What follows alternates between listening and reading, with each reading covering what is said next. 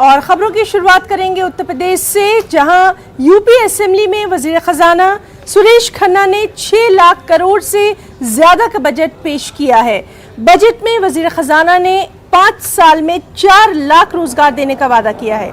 UP में खुसूसी security force बनाई जाएगी। इसके अलावा कोविड के दौरान यतीम हुए बच्चों को 4,000 रुपए की माली इमदाद फराहम की जाएगी। ये यूपी का अब तक का सबसे बड़ा बजट माना जा रहा है। माफियाओं, गुंडों और दंगाइयों वित्तीय वर्ष 2022-2023 में 15,000 सोलर पंपों की स्थापना कराई जाएगी। कृषि उत्पादन में गुणवत्ता युक्त बीजों का सर्वाधिक महत्व है। 2021-2022 में 99.80 लाख मीट्रिक टन उर्वरक का वितरण किया गया है। वर्ष 2022-2023 में 119.30 लाख मीट्रिक टन उर्वरक वितरण का लक्ष्य है। प्रदेश में 34,307 राजकीय नलकूपों तथा 252 लघु डाल नहरों द्वारा कृषकों को मुफ्त सिंचाई सुविधा उपलब्ध कराई जा रही है। मुख्यमंत्री लघु सिंचाई योजना हेतु 1,000 करोड़ रुपए की व्यवस्था प्रस्तावित है। खरीद विपणन वर्ष 2021-2022 में न्यूनतम समर्थन मूल्य योजना के अंतर्गत भारत सरकार द्वारा धान कामन का समर्थन मूल्य 1940 रुपए प्रति कुंटल एवं धान ग्रेड ए का समर्थन मूल्य 1960 रुपए प्रति कुंटल निर्धारित किया गया। ये जो बजट है, दिल्ली से जो मदद मिलती है उसका भी एडिशन बजट है। ये जो 6 लाख करोड़ के लिए ताली बज रही हैं, वो दिल्ली के बजट को जोड़ करके बजट है। और फिर कल भी मैंने कहा था कि दिल्ली की सरकार की मदद क्या है। अगर मुंबई से लेकर के दिल्ली तक एक्सप्रेसवे बन रहा है तो यूपी को क्यों छोड़ा जा रहा है, यूपी को क्यों नहीं जोड़ा जा रहा है। और अभी भी जो पुरानी सरकार के काम थे वही दिखाई दे रहे हैं। सैनिक स्कूल कोई नया नहीं बना। अगर कोई सैनिक स्कूल के लिए बजट दिया गया हो तो बताओ, वही पुरानी सरकार के जो सैनिक स्कूल हैं वही हैं। मेडिकल की जो व्यवस्थाएं थी गरीबों के लिए, ये दावा करती है सरकार कि मेडिकल कॉलेज लखनऊ में इतने ओपीडी हैं, इतनी संख्या में पीजीआई में लोग आते हैं, इतनी संख्या में लोग आपके लोहिया इंस्टीट्यूट में इलाज कराने आते हैं। लोग लाखों की संख्या में लखनऊ इसलिए आ रहे हैं क्योंकि जिले स्तर पे जो आपके अस्पताल होने चाहिए वो बर्बाद हो गए। इस सरकार ने पिछले 5 साल में जो अपना घोषणा पत्र जारी किया था, उसमें ये कहा गया था कि 2022 तक किसानों की आय दोगुनी हो जाएगी। आज हम 2022 में हैं, 6वां बजट पेश हो रहा है। उसका जवाब क्या है सरकार के पास? जिस तरीके से महंगाई बढ़ी है और लगातार महंगाई बढ़ रही है, जो कीमत दालों की है, तेल जो खरीदा जाता है उसकी कीमत, डीजल पेट्रोल की कीमत, सीमेंट की, स्टील की, और लगातार आप देखेंगे महंगाई बढ़ी है। इनके लगातार बजट आने से गांव में उदासी है। हमारा नौजवान जो उम्मीद लगा करके बैठा था नौकरी और रोजगार मिलेगा, आंकड़ों में तो दिखाई दे रहा है कि नौकरी और रोजगार हैं। अगर सरकार के आंकड़े देखें तो आंकड़ों में तो दिखता है, लेकिन ज़मीन पर गांव में अभी भी बड़े पैमाने पर नौजवानों के हाथ में काम नहीं है, रोजगार नहीं है, नौकरी नहीं है। के पूर्व एक लोक कल्याण पत्र जारी किया था। ये लोक कल्याण संकल्प पत्र में कुल 130 घोषणाएं हुई थी। इन 130 जो संकल्प हमारे लोक कल्याण संकल्प पत्र में थे, उसमें से 97 संकल्पों को हम लोगों ने इस बजट में, पहले ही बजट में स्थान दिया है। और इसके लिए हम लोगों ने 54,883 करोड़ रुपए का भी प्रावधान किया है। जो संकल्प 130 संकल्प थे, उनमें से कुछ संकल्प पहले से चले आ रहे थे, कुछ नए थे। उनमें से 97 संकल्पों को आज यहां पर इस बजट में स्थान दिया गया है, जिसमें 44 संकल्प नए हैं। इनमें जो प्रमुख घोषणाएं हैं आज के बजट में, वह मुख्य रूप से उज्ज्वला योजना के अंतर्गत जो लाभार्थी परिवार हैं उनको वर्ष में 2 रसोई गैस के सिलेंडर उपलब्ध करवाने की घोषणा, और वह बजट में उन्हें स्थान दिया गया है। अन्नदाता किसानों के लिए भामाशाह भाव स्थिरता कोष की स्थापना के लिए धनराशि एक फंड की स्थापना की गई है। यहां पे हम लोग पहले से ही एमएसपी का लाभ धान, गेहूं और अन्य फसली के लिए किसानों को उपलब्ध कराते रहे हैं, लेकिन आलू, टमाटर, प्याज आदि फसलों के लिए इस प्रकार की व्यवस्था अब तक नहीं थी। इस बजट में हम लोगों ने अपने अन्नदाता किसानों को राहत देने के लिए भाव स्थिरता कोष की स्थापना भी की है और उस कोष के लिए भी व्यवस्था की है। प्रदेश के अंदर आदरणीय प्रधानमंत्री जी का जो देश के लिए विजन है कि हम फर्टिलाइजर, केमिकल और पेस्टिसाइड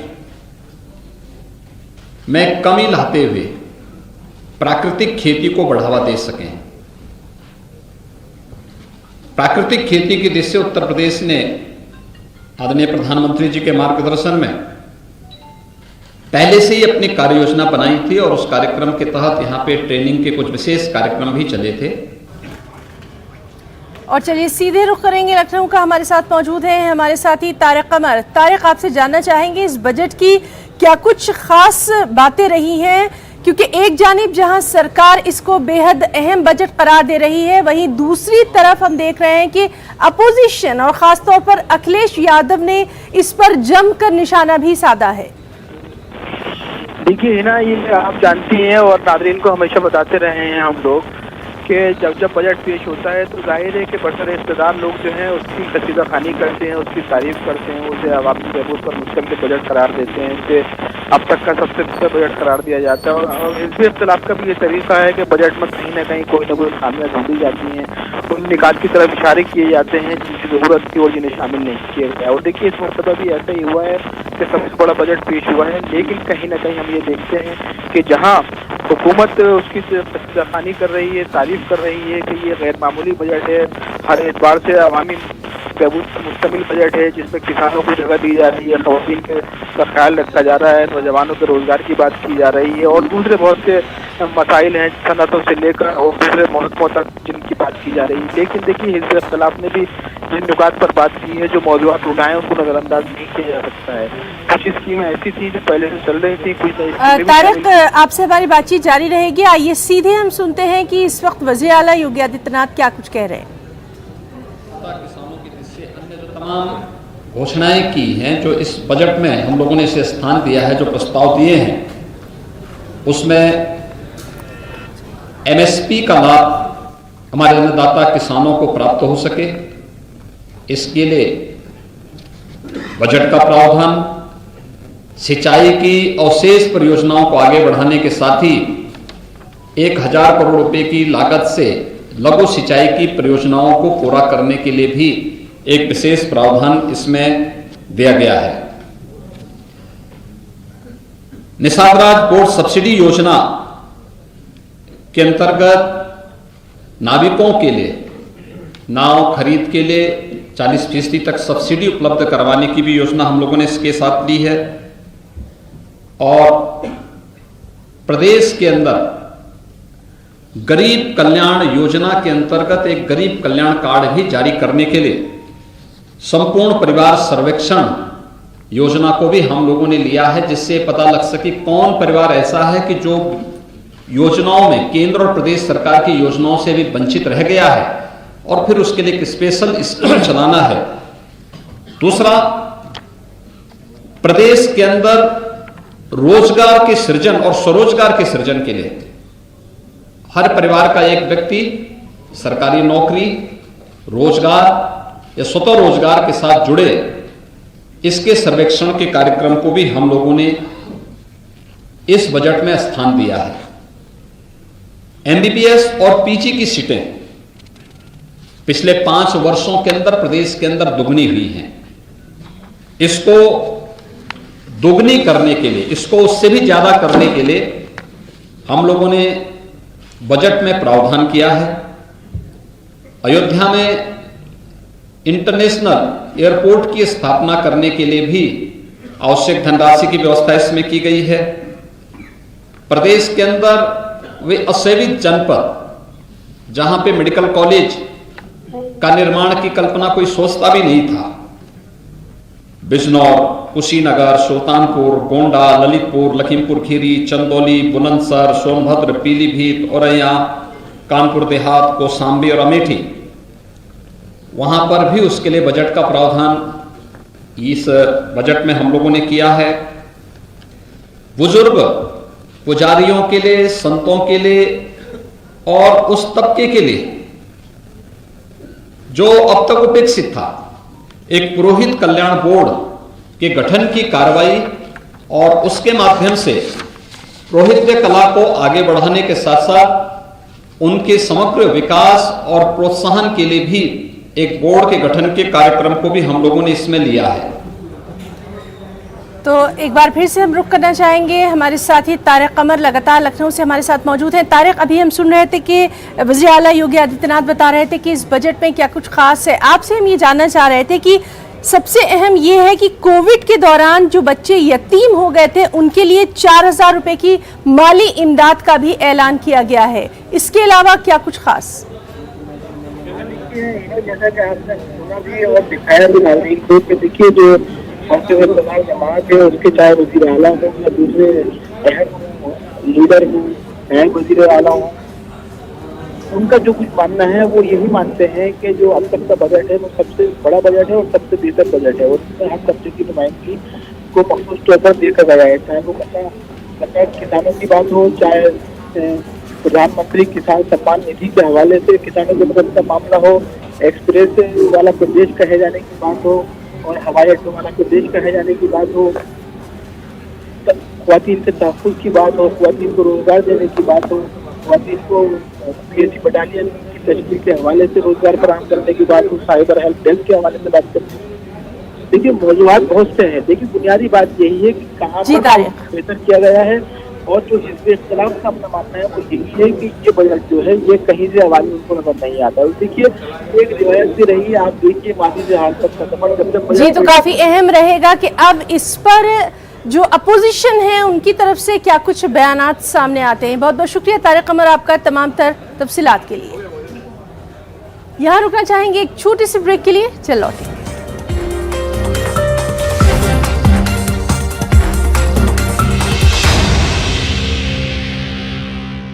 और ब्रेक के बाद अहम खबर, वाराणसी की जिला अदालत में आज ज्ञानव्यापी मस्जिद तनाज़े में मुकदमा चलाया जाए या नहीं, इस पर समाअत होना है। आज वाराणसी की जिला अदालत के सामने सबसे बड़ा सवाल ये है कि क्या ये मुकदमा चलाने के काबिल है या नहीं।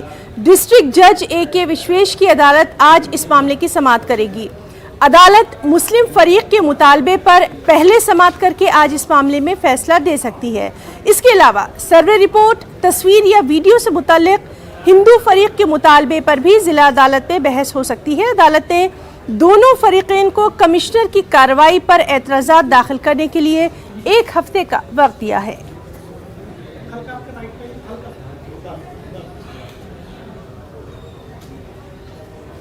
और मथुरा में श्री कृष्ण जन्मभूमि की जगह और उससे मुल्हिक शाही ईदगाह मस्जिद है, जिस पर जमीन की मिल्कियत को लेकर तनाज़ा चल रहा है।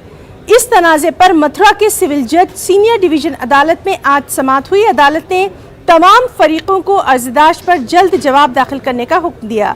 ये अर्ज़दाश्त सुप्रीम कोर्ट की वकील रंजना अग्निहोत्री ने दायर की है। अर्ज़दाश्त में शाही ईदगाह मस्जिद को हटाने की अपील की गई है। इसके साथ ही मुतनाज़ ज़मीन को श्री कृष्ण जन्मभूमि न्यास के हवाले करने का मुतालबा किया गया है। अर्जी गुजारों का कहना है कि शाही ईदगाह मस्जिद श्री कृष्ण जन्मभूमि की 13.37 एकड़ अराजी में खड़ी है। हिंदू फरीक का दावा है कि भगवान कृष्ण की जाए पैदाइश और मंदिर का मुक़द्दस मुकाम वहीं वाक़ है। अर्जी गुजारों ने अदालत से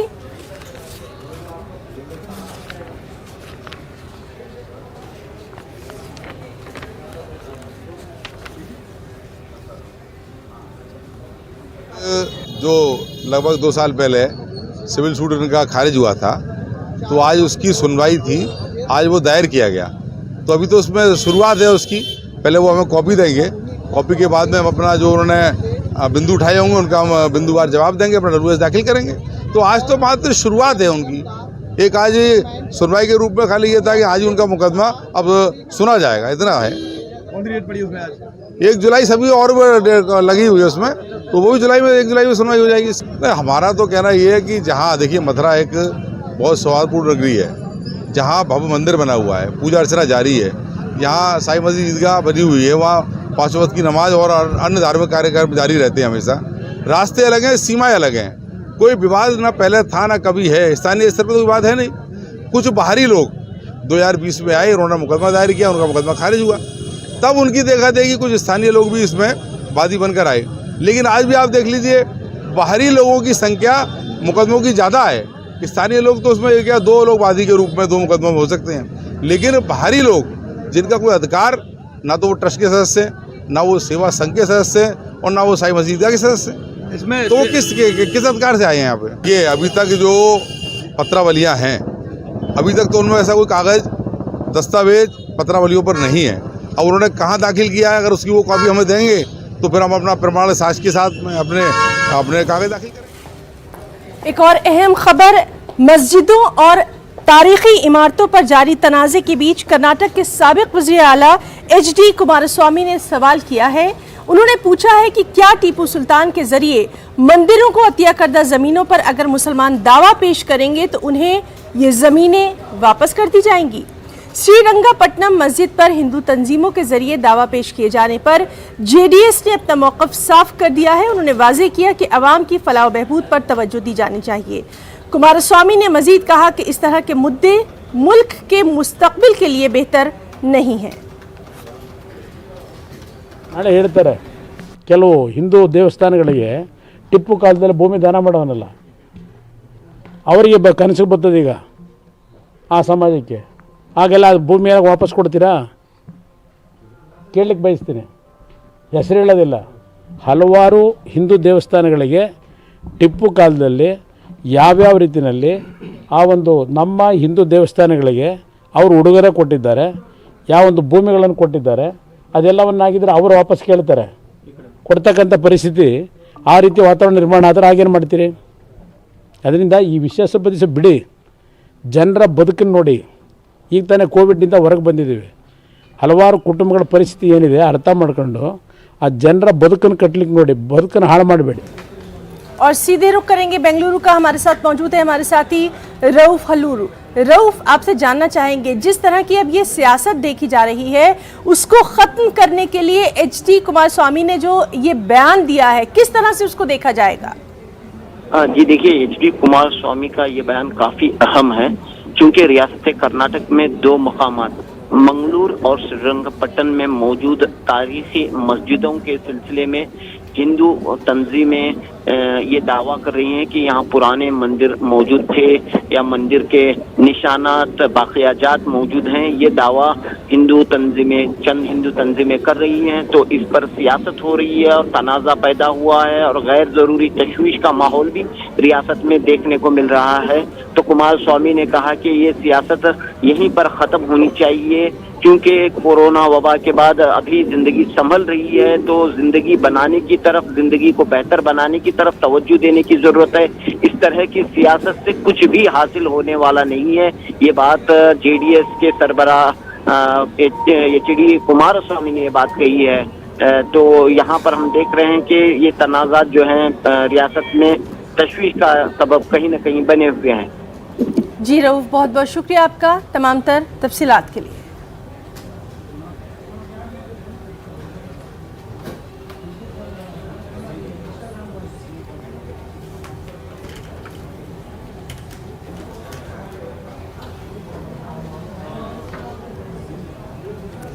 महाराष्ट्र के वजीर और शिवसेना लीडर अनिल परब के खिलाफ पुणे और मुंबई में ईडी की कार्रवाई चल रही है। 7 मुकामात पर ईडी की छापेमारी हुई है। बांद्रा में अनिल परब की रिहाइशगाह पर भी एजेंसी की टीम पहुंची है। इससे पहले 8 मार्च को अनिल परब के करीबियों पर इनकम टैक्स महकमे ने कार्रवाई की थी।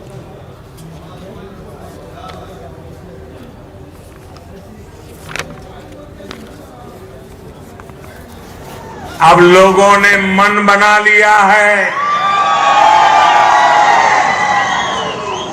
तेलंगाना में अब बदलाव पक्का है। तेलंगाना में अब भाजपा तय है। साथियों, भाजपा ने पिछले 8 सालों में सबका साथ, सबका विकास, सबका विश्वास और सबका प्रयास के मंत्र के साथ देश की निरंतर सेवा की है। गरीब, पिछड़ा, दलित, आदिवासी, हमारी माताएं बहनें, हमारे अंत्योदय के सारे साथी, भारतीय जनता पार्टी के लिए उनका उत्कर्ष ये हमारी आस्था है। देश का सम्मान देश के गरीब, मजदूर और किसान के सम्मान से जुड़ा है। आज गरीब से गरीब व्यक्ति भी सपने देख सकता है, स्वाभिमान से जीवन जीने का प्रयास कर सकता है। हमने हर गरीब को शौचालय देने का वायदा किया, उसे पूरा किया। हमने गरीब को देश की आर्थिक मुख्य धारा से जोड़ने का संकल्प लिया, जन धन योजना खातों के जरिए उसे पूरा किया। हमने गरीब माताओं बहनों को धुएं से आजादी देने की बात कही, उनके नाम पर उन्हें पक्का घर देने की बात करी। पूरे देश में आज करोड़ों गरीबों का ये सपना साकार हो रहा है। आज किसानों के उनके खातों में और खास करके मेरे छोटे किसान भाई बहनों को किसान सम्मान निधि मिल करके उनको एक नई ताकत मिल रही है। मुद्रा योजना और स्वनिधि योजना जैसे प्रयासों से लाखों करोड़ों युवाओं के लिए स्वरोजगार के अवसर बन रहे हैं। तेलंगाना के गरीब, दलित, पिछड़े, आदिवासी और महिलाओं को भी इन योजनाओं के लाभ का पूरा अधिकार है। लेकिन दुर्भाग्य से यहां इन योजनाओं के नाम बदलकर इन पर भी सियासत हो रही है। आप सियासत करिए, जनता के दिलों से न नाम हमारा हटा सकते हैं, न हमारा नाम मिटा सकते हैं, क्योंकि हम गरीबों के लिए जीने वाले लोग हैं। जी जान से गरीबों का कल्याण के लिए समर्पित लोगों के हमारी परंपरा है। साथियों, जब योजनाएं प्रचार और परिवार के भ्रष्टाचार का शिकार होने लगे तो उससे सबसे ज्यादा नुकसान हमारे गरीब भाई बहनों का होता है। तो वज़ीर-ए-आज़म नरेंद्र मोदी हैदराबाद में खिताब करते हुए लगातार उनके इस दौरे के ताल्लुक से हम आपको अपडेट देते रहेंगे। खबरों में फिलहाल इतना ही। हमारी पूरी टीम को दें इजाजत। आदाब।